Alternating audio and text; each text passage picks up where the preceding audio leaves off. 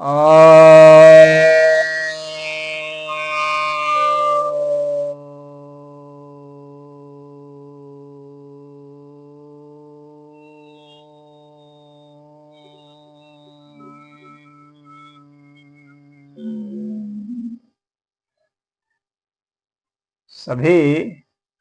भक्तजनों को सप्रेम नमन। भक्तों, आज मैं आपकी एक जिज्ञासा का समाधान लेकर आया हूँ। एक जिज्ञासा यह आई है, क्या भगवान बुद्ध के बाल स्वर्ग में हैं?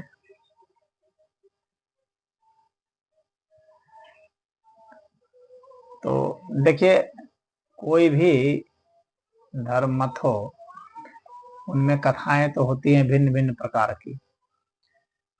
तो बौद्ध मत में भी कथा है, यह लोकप्रिय कथा है। उसमें जब भगवान बुद्ध घर से निकले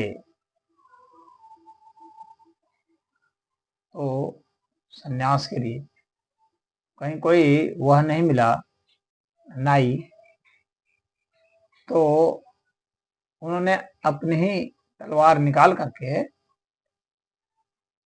जो है अपने बाल को काट दिए। ऐसा त्रिपिटक में वर्णन है उनके ग्रंथ में। और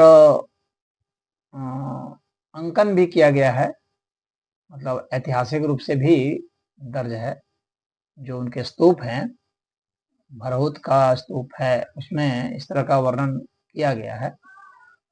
तो स्तूप में भी इस तरह का अंकन किया गया है कि जैसे बाल काट दिए भगवान ने, तो काट के फेंक दिए, तो बाल जो है नीचे नहीं गिर के ऊपर क्यों चला गया, यानी गुरुत्वाकर्षण शक्ति के ठीक उल्टा। हालांकि देखने में ऐसा तो व्यावहारिक तो यह नहीं लगता, वैज्ञानिक तो नहीं लगता, लेकिन मान्यता है। तो मान्यता यही है कि उन्होंने फेंके तो वो बाल जो है ऊपर की ओर चला गया, और ऊपर की ओर चला गया तो इंद्र जो है स्वर्ग पृथ्वी की गुरुत्वाकर्षण शक्ति के बाहर चला गया। तो आप तो जानते होंगे कि बहुत जो रॉकेट वगैरह भी जाते हैं बाहर, तो बहुत ज़्यादा हाई वेलोसिटी चाहिए, पृथ्वी की गुरुत्वाकर्षण शक्ति जितनी है उससे ज़्यादा बल चाहिए तभी बाहर निकलेगा। लेकिन इसमें तो बाल ही ऊपर उड़ गया। तो वहाँ स्वर्ग में जो इंद्र थे उन्होंने देखा कि भगवान बुद्ध का, और भगवान बुद्ध ने बाल क्यों काटा था यह भी वर्णन है कि भगवान बुद्ध ने कहा कि अगर मैं भविष्य का बुद्ध हूँ तो ये मेरे जो बाल हैं ये धरती पर न गिरे, ऊपर आकाश में चले जाए, स्थित हो जाए। और अगर धरती पर गिर गए तो इसका मतलब मैं भविष्य का बुद्ध नहीं हूँ। तो इस तरह का उन्होंने अपने मन में शर्त रखी या संकल्पना की। तो अब जो है, अब जो बाल उन्होंने फेंक दिए, इंद्र ने देख लिए, और देखने के बाद जो है इंद्र ने उस बाल को रख लिया, कहा करे भाई ये तो भगवान बुद्ध के बाल हैं। तो वहां के और जो देवी देवता थे सभी लोगों ने उस बाल को रख करके वहां एक चैत्य बना दिया, जिसको चूड़ामणि चैत्य कहा जाता है। और उसके बाद वहां उनकी भगवान बुद्ध की पूजा अर्चना उन लोगों ने शुरू कर दी स्वर्गलोक में। तो यह कथा है। तो इसके बाद इसमें महोत्सव भी मनाया जाता है बौद्धों में, चूड़ामणि महोत्सव मनाया जाता है, चूड़ा महोत्सव भी इसको कहते हैं। तो चूड़ा मतलब बाल को कहते हैं। तो इस तरह का एक महोत्सव भी मनाया जाता है। ये मान्यता है, इसको इस तरह से उस तरह से नहीं ले लें। कुछ लोग कहते हैं कि भाई बौद्ध मत में तो स्वर्ग की भी बात नहीं है, लेकिन वे गलत कहते हैं। बौद्ध मत में स्वर्ग की भी बात है, आत्मा की भी बात है, हर तरह की बात है।